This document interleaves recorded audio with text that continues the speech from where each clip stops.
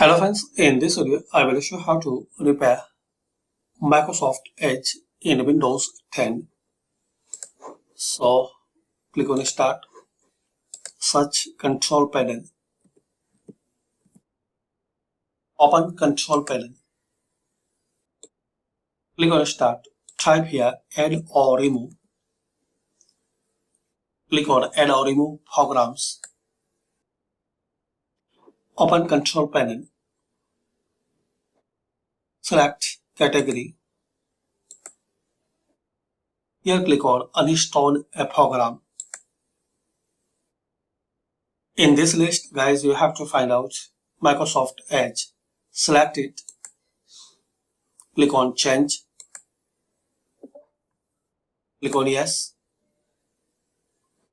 Now here, guys, you will see the option Repair Microsoft Edge Require. Now just, guys, you have to click on Repair.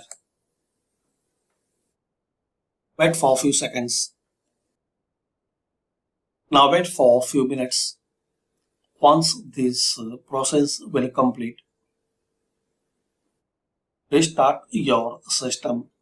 Hopefully, guys, using this simple method, we can fix and resolve Edge browser in Windows 10.